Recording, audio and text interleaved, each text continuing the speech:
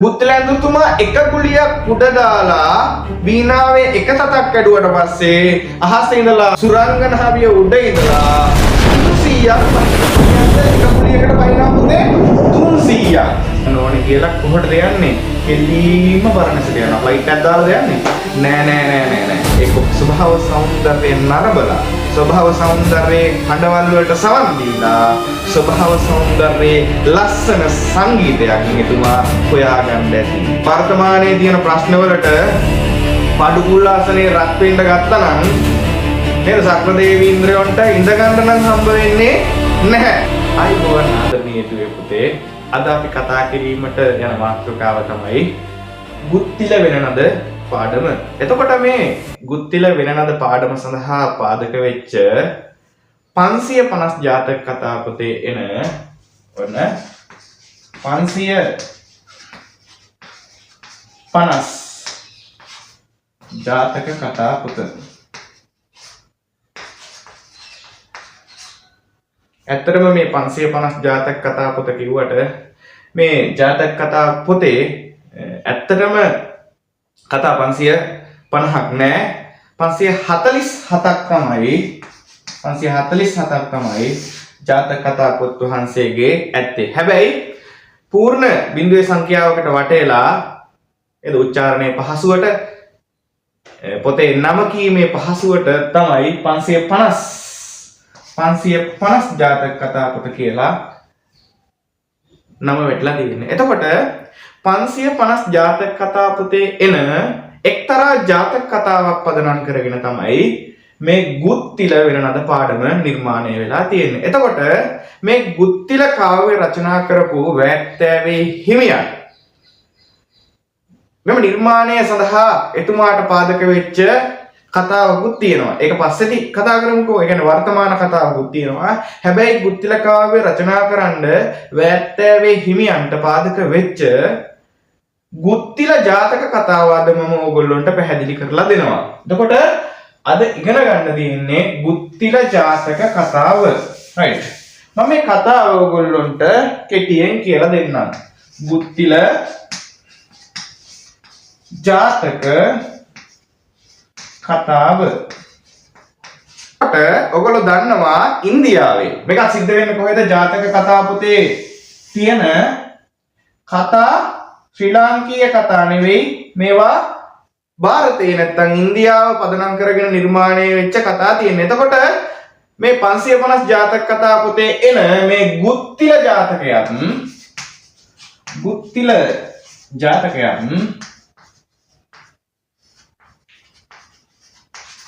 ඒ වගේ ಭಾರತයේ සිදුවෙච්ච එක්තරා සිදුවීමක් පදනම් කරගෙන තමයි මේ කතාවත් ගොඩනගන්නේ. ඔයගොල්ලෝ දන්නවා ඉන්දියාවේ තියෙනවා එක්තරා ප්‍රදේශයක්. ඒ ප්‍රදේශයේ නම තමයි බරණැස. මොකද්ද නම? බරණැස. මේ බරණැස වර්තමානයේ හඳුන්වන නම වරණාසි. රයිට්. මේක තියෙන්නේ ඉන්දියාවේ උත්තර ප්‍රාන්තයේ නැත්නම් උත්තර ප්‍රදේශයේ. එතකොට උත්තර ප්‍රදේශයේ තියෙන පෞරාණික නගරයක් තමයි වර්තමානයේ මේ වරණාසි කියලා හඳුන්වන බරණැස. එතකොට මේ බරණැස ඉඳලා වෙලෙන්දන් කීප දෙනෙක් යනවා උදේනිපුරයට. කොහොමද යන්නේ පුතේ? උදේනිපුරය. මේ ඉන්දියාවේ තිබ්බ එක්තරා ප්‍රදේශයක්. බරණැස ඉඳලා උදේනිපුරයට යනවා. කවුද මේ යන්නේ?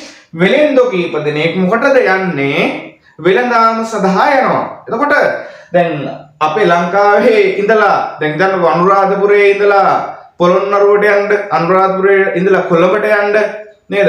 යන වෙලාව නෙවෙයි ඉන්දියාවේ බරණැස ඉඳලා උදේනිපුරයට යන්න ගමන් කරන්න ගත වන කාලය. එතකොට මේගොල්ලෝ ගත වෙන කාලය ඉතා වැඩි. මේගොල්ලෝ යන්නේත් මොකේද? බස් එක්කද? මෝටර රථයකද? එහෙම නෙවෙයි. එක්ක කරත් එක නැත්තම් පයින් තමයි වෙළඳාමේ යන්නේ. එතකොට වෙළඳාම යන කට්ටිය නම් අනිවාර්යෙන් යන්න ඕනේ කරත් එක වෙන්න ඕනේ. එතකොට කරත් එක බරණැස ඉඳලා උදේනිපුරයට යන්න ඉතින් එච්චර ලේසි නැහැ. එන විශාල දුරක් ගෙවාගෙන යන්න ඕනේ. ඉතින් ලංකාව වගේ 60 ගුණයක් ලොකුයි කියලානේ අපි ඉන්දියාව හඳුන්වන්නේ. එතකොට ඉන්දියාවේ ප්‍රාන්තයක් සාමාන්‍යයෙන් ලංකාවට වැඩිය ලොකුයි. එතකොට උදේනපුරේ ඉඳලා බරණැසට යන්න සෑහෙන දවස් ප්‍රමාණයක් ගත වෙනවා. කොහොම හරි මේගොල්ලෝ උදේනපුරේට ගිහිල්ලා දැන් වෙහෙසයිනේ. රෑ බෝ වෙනවා, රාත්‍රිය වෙනවා. මේ රාත්‍රියේ මේගොල්ලොන්ට උවමනා වෙනවා පොඩ්ඩක් නේද? නිකන් වෙනදාම ගියාට පස්සේ චූටි මහන්සියක් ඇති වෙනවනේ. ඒ මහන්සිය නිවා ගන්න මේගොල්ලෝ නේද? මේගොල්ලොන්ට ඕනේ වෙනවා වීණා වාදනයක් අහන්න. අද වගේ මියුසිකල්සෝ ජංගම දුරකථන නේද?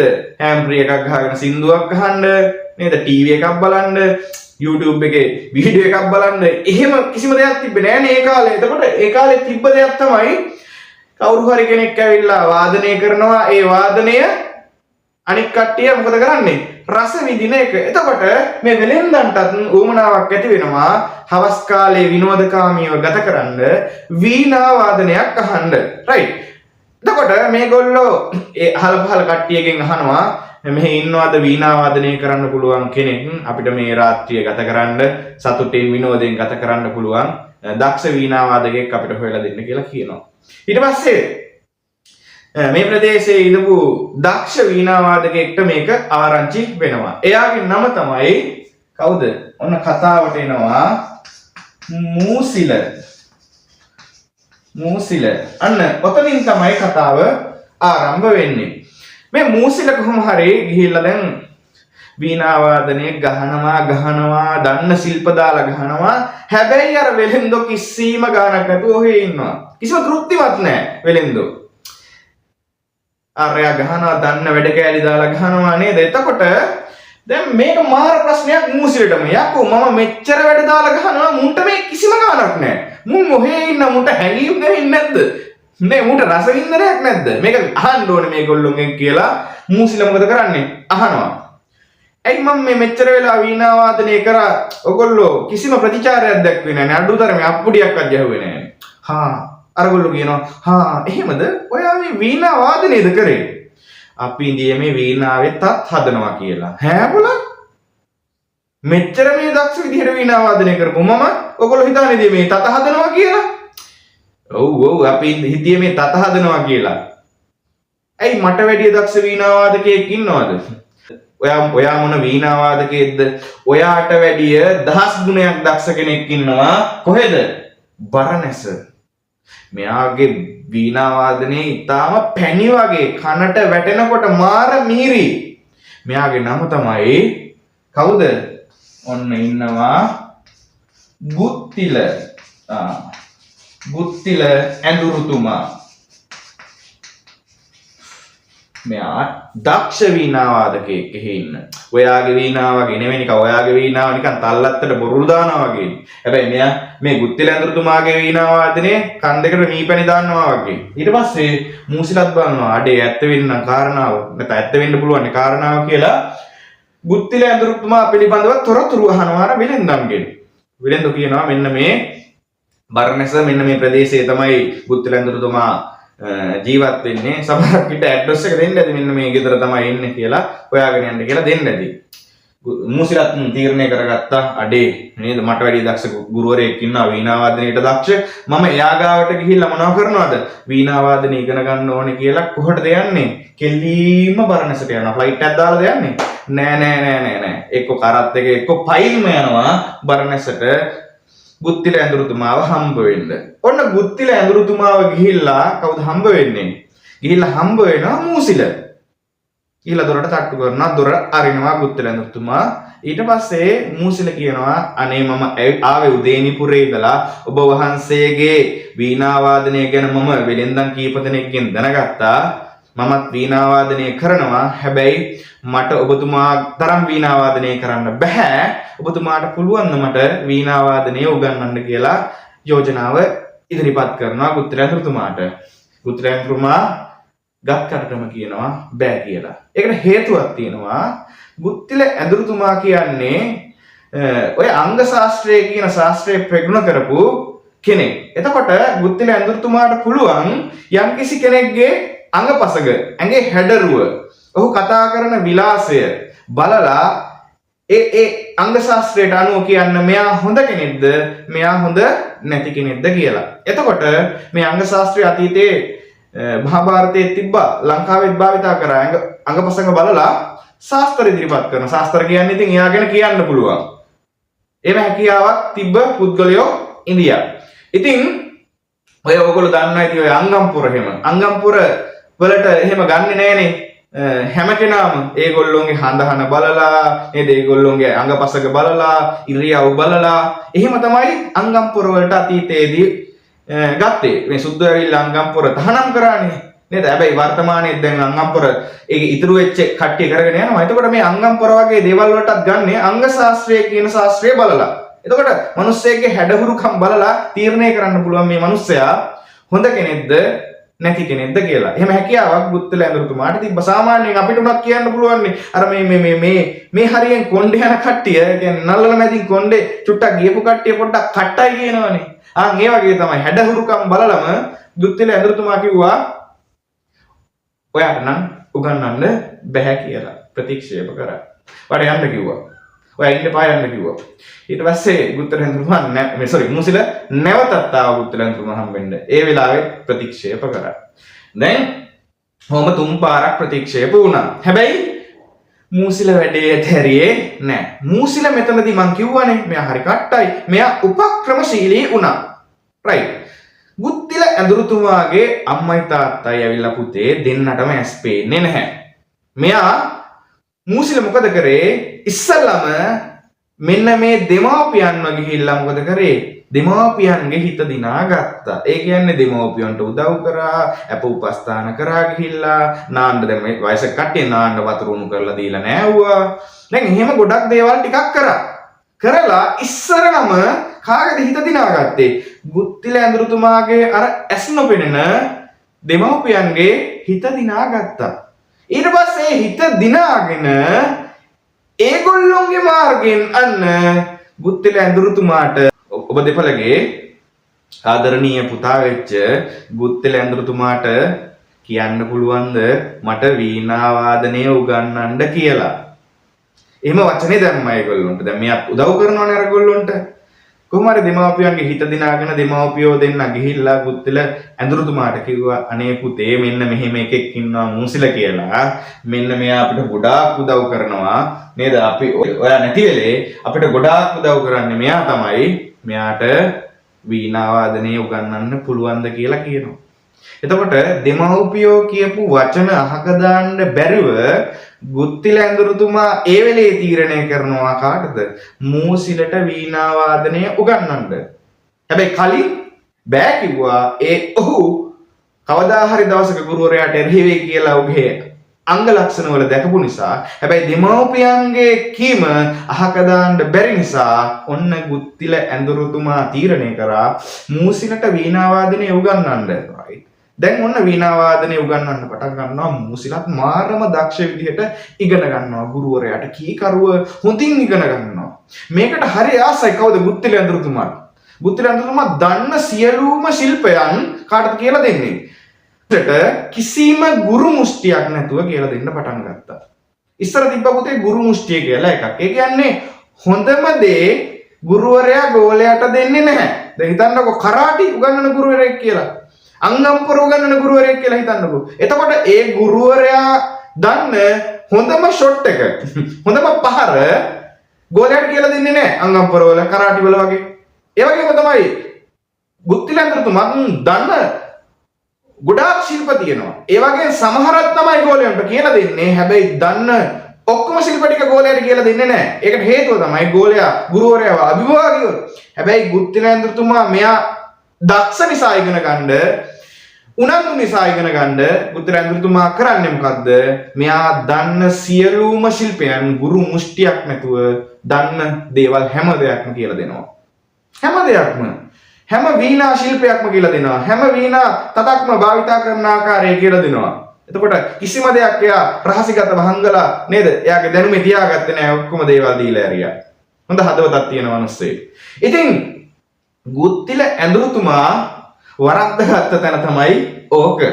කොහොම හරි දැන් බුත්තිල ඇඳුරුතුමයි මූසිලයි දෙන්නම හොඳින් වීණා වාදනය කරනවා. ගුත්තිල ඇඳුරුතුමා වීණා වාදනය කරන්නේ රාජමාලිගාවේ. ඔන්න රාජමාලිගාවේ රජුරුවන් වහන්සේගේ ප්‍රධාන වීණා වාදකයා තමයි කවුද? ගුත්තිල ඇඳුරුතුමා. ප්‍රධාන වීණා වාදකයා. කොහොම හරි ගුත්තිල ඇඳුරුතුමා රජුරුවන්ට පවසලා කොහොම හරි රාජ්‍ය සේවයේ නේද සහායක වීණා වාදකයා ලෙස මූසිලටත් රැකියාවක් ලබා දෙනවා. හරිද? හැබැයි ඒ රැකියාවක් ලබා දුන්නට ගුරුවරයාට තරම් වැටුපක් ගෝලයට දෙන්නේ නැහැ. ගුරුවරයාට තරම් වැටුප සාමාන්‍යයෙන් දෙන්නේ නැහැ නේ ගෝලයට. දැන් හිතන්නකො මේසන් බාස් කෙනෙක් ගත්තත් නේද? මේසන් බාස්ට දෙන මුදල දෙන්නේ නැහැ නේ අත්දව කරන කෙනාට. ඉතින් කොහොම හරි මුල් කාලේදී මූසිල මෙන්න මේ වැටුම ගැටලුවක් නැහැ. ගුරුවරයාට වැඩි වැටුපක් දෙනවා නේද? ගෝලයට අඩු වැටුපක් දෙනවා. මේ දෙන්නම රාජ්‍ය සේවය කර කර යනවා.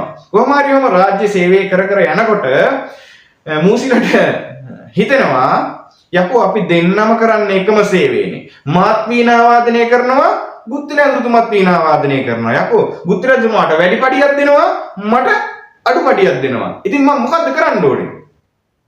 රජුරවන්ට ගිහිල්ලා මම කියනවා සමාන සේවයට සමාන වැටුප් දෙන්න කියලා.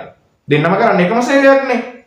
ගිහිල්ලා රජුරවන්ට පවසනවා රජුරවනේ මායි ගුත්තිල ඇඳුරුතුමයි දෙන්නම එකම සේවය කරන්නේ වීණා වාදනය කරන්නේ. හැබැයි මට අඩුපටියක් දෙනවා, එතුමාට වැඩි පටියක් දෙනවා. ඉතින් සමාන සේවයට සමාන වැටුප් දෙන්නට මේක සමාන වැටුපක් දෙන්න කියනවා.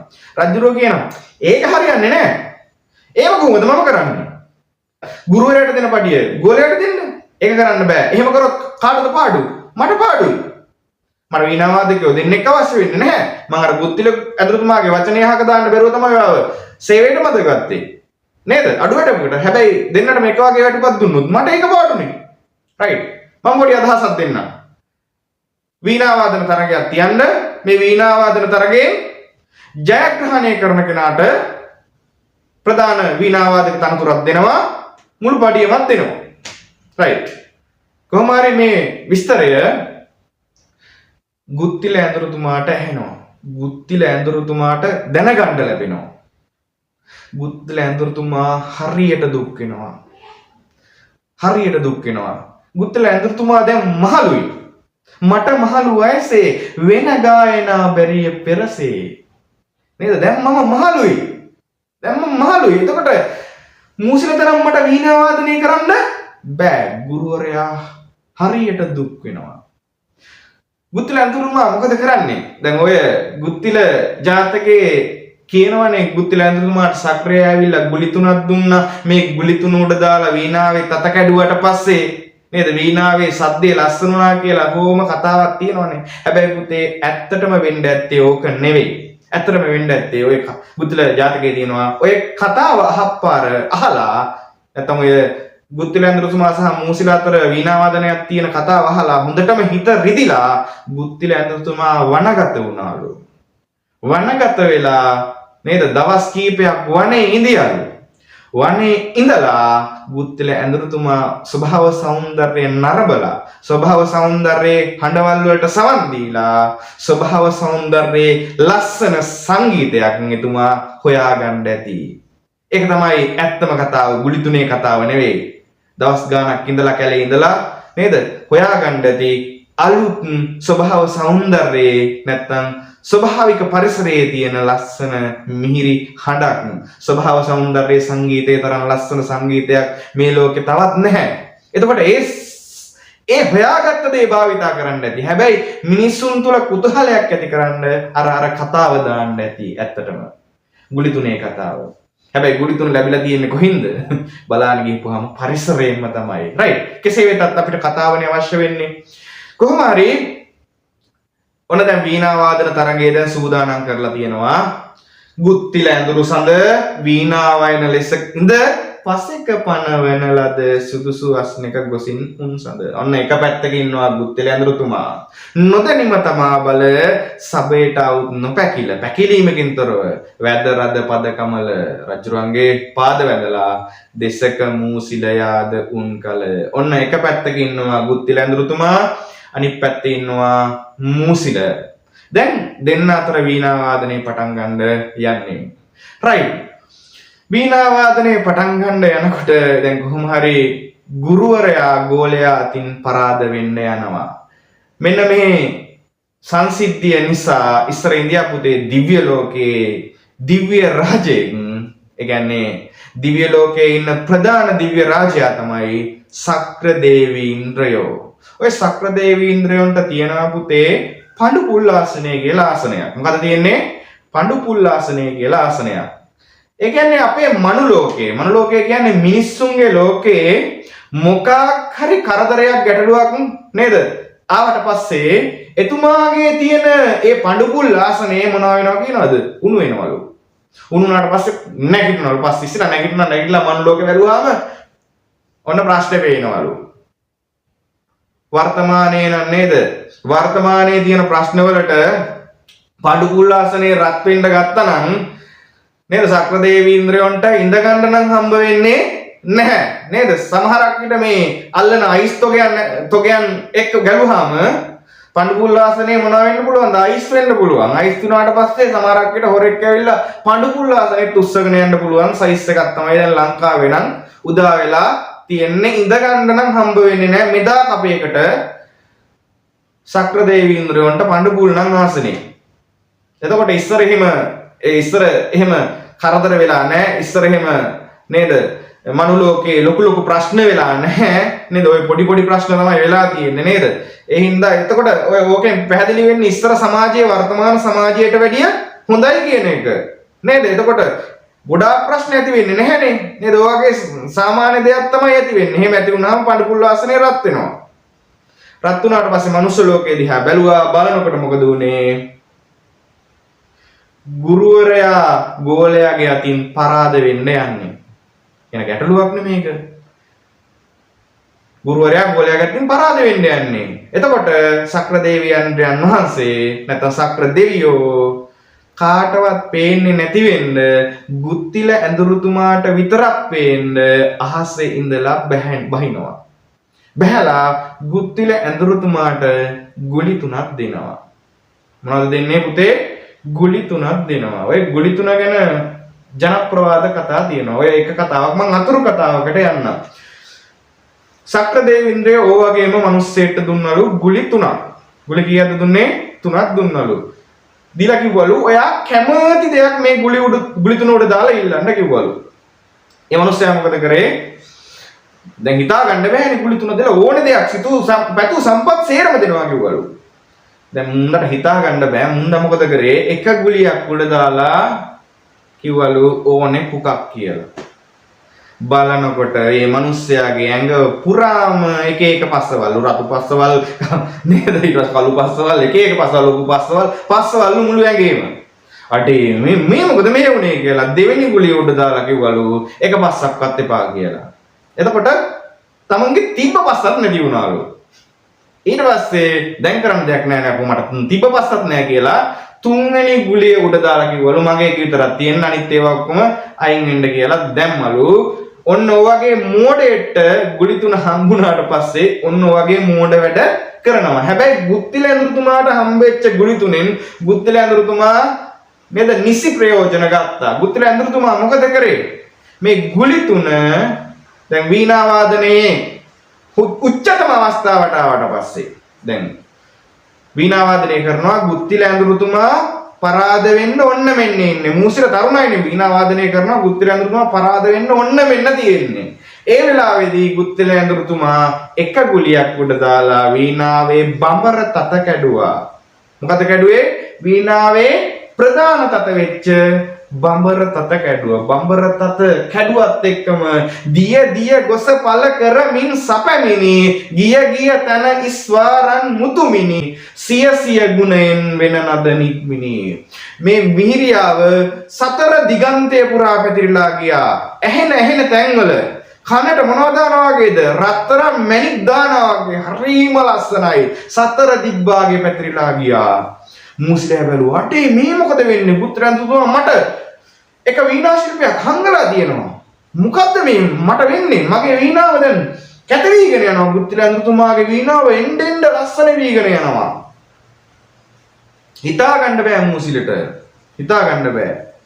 මූසිලයක් මොකද කරේ? ගුණා වගේ තමාගේ වීණාව අරගෙන මමත් දෙන්නම් බඩේ කියලා බඹර තත කැඩුවා. බඹර තත කඩලා වීණා වාදනය කරනකොට හරියට තල්ලත්තර බොරළු දානවා වගේ. දැන් මිනිස්සුන්ට මූසිලගේ වීණා වාදනය එපා වෙලා තියෙන්නේ. අයි හරිම කැතයි. දැන් ගල් මුල් වෙන සයිස් එකට හැවිල්ලා තියෙන්නේ.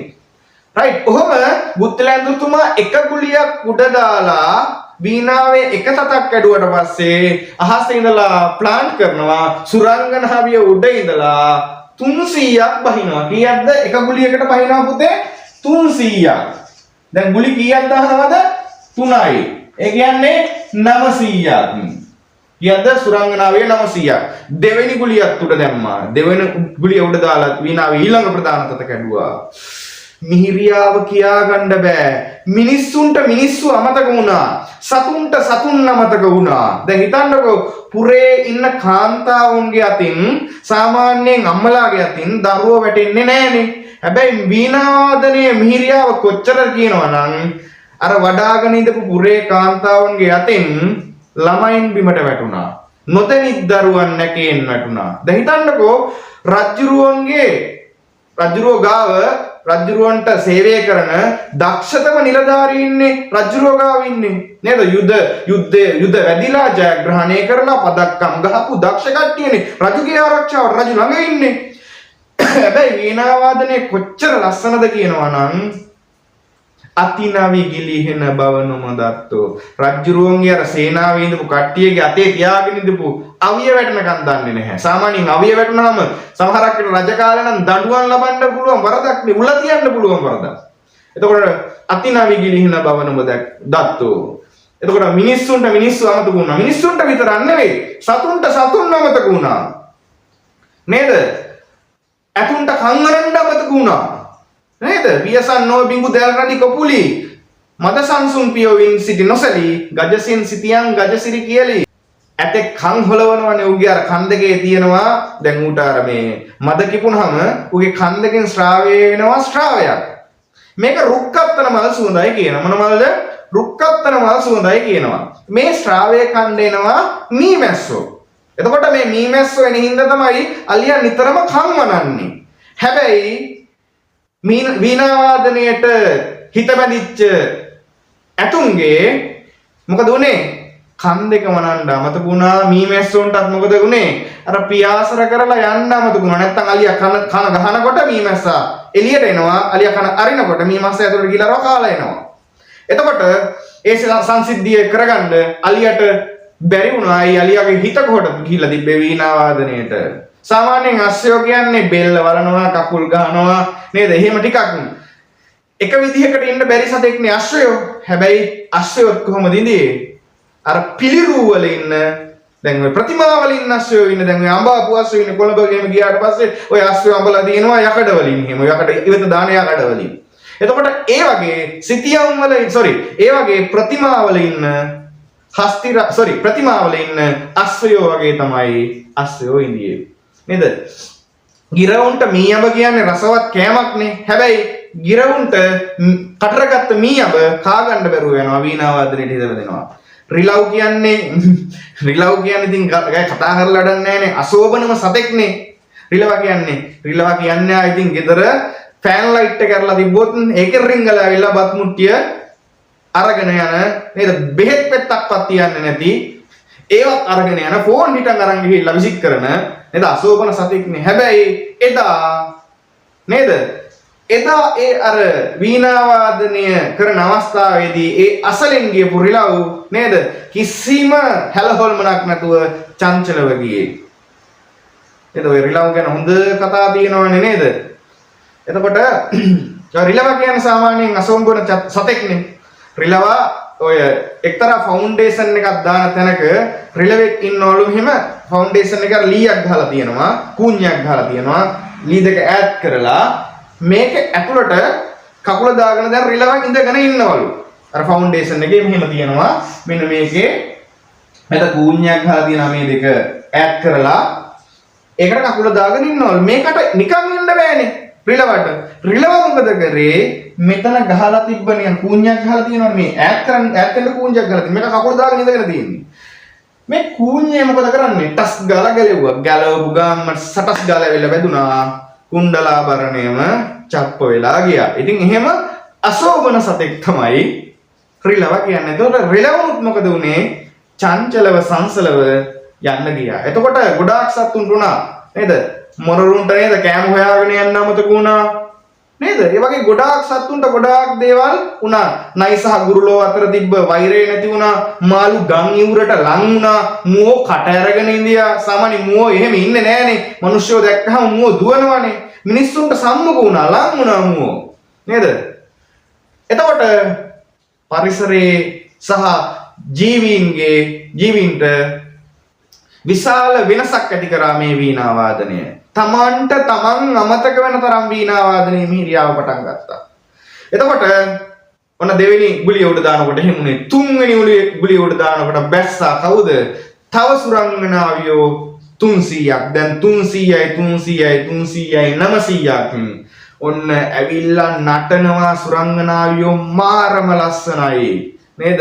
දිව්‍ය අංගනාවියෝ බහින්නේ. රූ රසේ අඳිනා ලෙසේත් ලෙලදිදී විදුලිය පබා. රන් රසේ එක්වන ලෙසේ වෙන නාද නූපා තබ තබා. කම්පසේ දුන් සරදසේ දෙස බල බලා නෙතගින් සබා. මම කෙසේ පවසන්නේසේ වර සුරලඳුන් දුන් රංග සබා. රූ රසේ අඳිනා ලෙසේ අර රූප රාශියක් අඳිනවා වගේ අර චිත්‍ර අඳින්නේත් වලින් ටට්ටක් ගාලා රූප රාශියක් අඳිනවා වගේ. අත් ලෙලදිදී විදුලිය පබා. අර ගොල්ලෝ නටන්නේ නිකන් අර විදුලිය කොටනකොට පේන්නේ සට ගාලා. ලෙලදිදී විදුලිය පබා. අර විදුලිය කොටනවා වගේ දහසක් නෑ 900ක් නටනවා සට ගාලා. දැන් මේ වැහි දවස්වල විදුලිය කොටනකොට පේන්නේ ආන් ඔය වගේ විදුලිය කොටනවා වගේ 900ක් ලෙලදිදී විදුලිය පබා. රන් රසේ එක්වන ලෙසේ වෙන නාද නූපා තපදපා. දැන් රසදිය කියන්නේ පුතේ ලෝහයක්නේ. දැන් රසදිය බිමට දැම්මට පස්සේ රසදිය මොකද වෙන්නේ? බිම කොලයකට උනක් දැම්මට පස්සේ ඒකේ පා වෙනවා. දැන් අර නෙළුම් කොලේ වතුර දානකොට වෙන්නේ ආන් ඒ වගේ පා වෙනවා. එතකොට ඕකට ටිකක් රත්තරන් දැම්මට පස්සේ රත්තරන් දාලා චුට්ටක් කොහෙ මෙහෙ එලෙව්වට පස්සේ අර හෙලවෙන විදිහ මාරම ලස්සනයි. නිකන් උඩ පා වෙනවා වගේ එකක් නේ දැනෙන්නේ. නෙළුම් කොලේ නිකන් වතුර පා වෙනවා වගේ එකක් නේ දැනෙන්නේ. අර සුරංගනාවියොත් නටන්නේ රත්තරන් වල රසදිය දැම්මම අර පා වෙන්නේ නටන වේගය පේන්නේ නැහැ. නිකන් උඩ පා වෙනවා වගේ. රන් රසේ එක්වන ලෙසේ වෙන නාද නූපා තපතබා. කම්පසේ දෙන සරදිසේ. ඒ කියන්නේ අනංගයාගේ පස් ඊතලවල අනංගයාට තියෙනවනේ දුන්නක්. මේ දුන්නේ නේද? ඔය උක්දඬු වලින් තමයි හදලා තියෙනවා කියලා කියන්නේ මේ දුන්න. මේ දුන්නේ අර විදින එක හදලා තියෙනවා කියන්නේ අදින රබර් එක වගේ තියෙන්නේ. ඒක අපේ දුන්න රබර් එකක් තියෙන්නේ. හැබැයි මේ දුන්නේ රබර් එක තියෙන අදින කෑල්ල මීමැස්සම ගිල්ල හදලා තියෙන්නේ. මල් පහක්ලු තියෙන්නේ. ඔය මල් පහේ තියෙනවලු දෑසමන් මල් තියෙනවා, නිලුපුල් මල් තියෙනවා, අඹ මල් තියෙනවා, ඔය තව මල් තියෙනවා. එතකොට මේකේ දරුණුම මල තමයි නිලුපුල් මල. පස් ඊතල වලින් දරුණුම ඊතලය. ඒ ඊතලෙන් විද්දට පස්සේ ආයි තනිකරම ඉවරටම ඉවරයි. වසීකෘතම තමයි. ආයි sorry.com. එතකොට ඒ පස් ඊතල වලින් විදිනවා. පස් ඊතල වල අර නිලුපුල් මලෙන් විදිනවා වගේ තමයි. මොකද වෙන්නේ? අර වේදිකාව දිහා අර නටන කාන්තාව බලන්නේ. ඇස් කොනින් බලන්නේ. කොනින් බලනකොට ඉතින් ඉන්න කට්ටියට ඉතින් සදාසොත්ති භවන්තු තේ තමයි. එතකොට හිතා ගන්න බැරුව යනවා. මම කෙසේ පවසම් මෙසේ වර සුරලඳුන් දුන් නගසබා. මට කියන්න බෑ මෙතනින් එහාට මම කවුද? වැත්තේ හාමුදුරුවෝ කියනවා ඇති මම පුතේ හාමුදුරුවෝ කෙනෙක්. නැත්නම් මම හාමුදුරුවෝ කෙනෙක්. මට මෙතනින් එහාට විස්තරේ කියන්න බෑ. මටත් සීමාවක් තියෙනවා. ඉතින් කොහොම හරි දැන් ඔය සුරංගනාවියෝ ඇවිල්ලා විචිත්‍රවත් නර්තනයක් ඉදිරිපත් කරනවා. ඒත් සමගම මූස්ලගේ වීණා වාදනය මොකද වෙන්නේ? සුනේසුන් වෙලා යනවා. මිනිස්සු ගල් ගහලා එළවන මට්ටමට පත් වෙනවා. මූස්ල පරාජය බාර අරගෙන යනවා. ගුත්තිල ඇඳුරුතුමා ජයග්‍රහණය කරනවා. ගුත්තිල ඇඳුරුතුමාට ආරාධනා කරනවා දිව්‍ය ලෝකයට ගිහිල්ලා මොකද කරන්න තියෙන්නේ? දිව්‍ය ලෝකේ වීණා වාදනයක් කරන්න කියලා. ගුත්තිල ඇඳුරුතුමා දිව්‍ය ලෝකයට යනවා. ගිහිල්ලා දිව්‍ය අංගනාවන්ගෙන් ඉගෙන ගන්නවා ඒගොල්ලෝ කොහොමද මේ දිව්‍ය අංගනාවන් උනේ කියලා. එතනදී දිව්‍ය අංගනාවන් කියලා දෙනවා ගුත්තිල ඇඳුරුතුමාට අපි කුසලානිසංස කරපු නිසා තමයි අපි දිව්‍ය ලෝකේ ඉපදලා තියෙන්නේ. ඔබත් මොකද කරන්න ඕනේ? නොපමාව කුසල් කරන්න කියලා ඔන්න ගුත්තල ඇඳුරුතුමාට පවසනවා. ගුත්තල ඇඳුරුතුමා කියන්නේ බුදුරජාණන් වහන්සේ බුද්ධත්වයට පත් වෙන්න කලින් ගෙව්ව එක් බෝසත් අවදියක්. ඒ බෝසත් අවදියේ බෝසතාණන් වහන්සේ තමයි ගුත්තිල ඇඳුරුතුමා කියන්නේ. ඉතින් මේ කතාව ඔහොම අවසන් වෙනවා. ඒ වගේම තමයි පුතේ කතාව උතනින් අවසන් වෙනවා. ඔයට ලං වෙච්ච කතාවක් නූතනයේ සිද්ධ වෙනවා. ඒ තමයි මෙන්න මේ ගුත්තිල කාව්‍ය රචනා කරපු වැත්තෑවේ හාමුදුරුවන්ගේ කතාව. මේ සිද්ධිය සිද්ධ වෙන්නේ පුතේ කෝට්ටේ රාජධානිය අවදියේ. කෝට්ටේ රාජධානී අවදියේ. මෙන්න පුතේ මේ කෝට්ටේ රාජධානී අවදියේ හිටිය ප්‍රධාන කතුවරුන් තුන්දෙනෙක් ඉන්නවා. එක්කෙනෙක් තමයි තොටගමුවේ ශ්‍රී රාහුල හිමි. තොටගමුවේ ශ්‍රී රාහුල හිමි. මේ තොටගමුවේ ශ්‍රී රාහුල හාමුදුරුවන්ගේ ගෝලයෙක් තමයි කවුද? මෙයාගේ ගෝලයෙක් තමයි වැත්තෑවේ හිමි. වැත්තෑවේ හිමි. ඉතින් තොටගමුවේ ශ්‍රී රාහුල හාමුදුරුවෝ කියන්නේ දක්ෂ ලේඛකයෙක් නෙවෙයි සල්ලිහිණි සංදේශය නේද? ඒ වගේ ගොඩාක් පද්‍ය සහ ගද්‍ය කෘති රචනා කරපු කෙනෙක් තමයි තොටගමුවේ ශ්‍රී රාහුල හාමුදුරුවෝ කියන්නේ. හැබැයි තොටගමුවේ ශ්‍රී රාහුල හාමුදුරුවන්ට වැඩිය දක්ෂ අයු කවුද? වැත්තෑවේ හිමි පද්‍යකරණයට. මෙන්න මේ නිසා තොටගමුවේ ශ්‍රී රාහුල හාමුදුරුවන්ට පොඩි ඊර්ෂ්‍යාවක් ඇති වෙනවලු කායෙක්ද? වැත්තෑවේ හාමුදුරුවෝ එක්ක. ඒ හින්දා තොටගමුවේ ශ්‍රී රාහුල හාමුදුරුවෝ මෙන්න මේ වැත්තෑවේ හාමුදුරුවන්ව Tamanගේ පන්සලෙන් එලවන්න පොඩි උපක්‍රමයක් යොදනවලු. පුතේ ඔය ගිහියන්ට වැඩිය පැවිද්දෝ ගාව ඔය කුහක කම්මීරිසියාකම් සාමාන්‍ය වැඩි වාගෙන ඒ කාලෙත් තිබිලා තියෙනවනේ. මේ පොත් ටිකක් ලියලා තියෙනවනේ. එතකොට තොටගමුවේ ශ්‍රී රාහුල හාමුදුරුවෝ මොකක්ද දන්නවද කරන්නේ? ඔය පන්සලේ ඉන්නවනේ ඇබිත්තියෝ ඔය පන්සලේ ආවතේව කරන්න දානේ බෙදන්න හාමුදුරුවන්ට දානේ පිළිගන්නන්න ඔය පන්සලේම නැවතිලා ඉන්න. ඒ ඇබිත්තියෙක් ලව්වා වැත්තෑවේ හාමුදුරුවන්ට තුන් පංගුවක්. සාමාන්‍ය හාමුදුරුවෝ වළඳන්නේ දෙවේලයිනේ උදේ සහ දවල්නේ. උදේ දවල් නැවත ආපසු උදේ තුන් පංගුවක් මොනවද දෙන්නේ? පලා දෙනවා. දැන් පළවෙනි දවසේ නම් ගැටලුවක් නැහැ. මොනවාරි කන්න නැහැ කියලා පලා කන්න පුළුවන් නේ. පලයි බතුයි. ඊට පස්සේ දෙවෙනි දවසෙත් පලා. තුන්වෙනි දවසෙත් පලා දෙනකොට වැත්තෑවේ හාමුදුරුවෝ උගත් හාමුදුරුවෝ කෙනෙක් නිසා තේරුම් ගත්තා මේ මට මොකද කරන්නේ? පල නොකියා පලා බෙදෙනවා. යන්න කියන්නේ නැතුව යන්න කියනවා කියලා ඔය ව්‍යංගාර්ථය හොඳට දන්න හිමි නමක් ලෙස වැත්තෑවේ හාමුදුරුවෝ තීරණය කරනවා තමන්ගේ ගම්පියස වෙච්ච ඒ වැත්තෑවට යන්න. වැත්තෑවට ගිහිල්ලා මෙතුමා නිකන් ඉඳියේ නෑ. මෙතුමා පොතක් ලියනවා. ඒ තමයි එයා ලියපු එකම එක පොත. ඒක තමයි ගුත්තිල කාව්‍ය ඇසුරු කරගෙන ලියවිච්ච ගුත්තිල කාව්‍ය රචනා කරනවා. ඒ ගුත්තිල කාව්‍යයට පාදක වෙන්නේ අර ගුත්තිල ජාතකයේ තිබ්බ ඒ කතා පුවත. ඒ කතා පුවතෙන් එන්නේ ගුරුවරයාව අභිභවා යන ගෝලයෙක්. හැබැයි වැත්තෑවේ හිමියෝ මෙතනදී ලියනවා මම ගුරුවරයාට අකෘතඥ වෙන කෙනෙක් නෙවෙයි කියලා ගුරුවරයාට එරෙහි වෙන්නේ නැතුව පොතක් මාර්ගයෙන් ඉදිරිපත් කරනවා. ඒ පොතේ නම තමයි ගුත්තිල කාව්‍ය. පද්‍ය 511කින් සමන්විත කෝට්ටේ ලුගේ ලියවිච්ච විශිෂ්ටතම පද්‍ය කෘතියක් තමයි ගුත්තිල කාව්‍ය කියන්නේ. ඉතින් ඒ ගුත්තිල කාව්‍යයේ එන ගුත්තිල වෙනනද කොටස තමයි ඕගොල්ලොන්ට ඉගෙන ගන්න තියෙන්නේ. ඒ කියන්නේ ගුත්තිල ඇඳුරුතුමා වීණාවට සූදානම් වෙන අවස්ථාවේ ඉඳලා දෙව්ලියන්ගේ නැටුම් දක්වා ඒ කොටස තමයි 10 ශ්‍රේණියට අන්තර්ගතව තියෙන්නේ. ඉතින් මම හිතනවා ගුත්තිල ජාතකයේ ගැන සහ ගුත්තිල ජාතකයේ සඳහා පාදක වෙච්ච වර්තමාන කතා පුවත ඕගොල්ලොන්ට පැහැදිලි වෙන්න ඇති කියලා. ඊළඟ දවසේ අපි කතා කරමු ගුත්තිල ජාතකයේ පද්‍ය පිළිබඳව එකින් එක සාකච්ඡා කරමු. අයිබෝවන් සියලු දෙනාටම ස්තුතියි.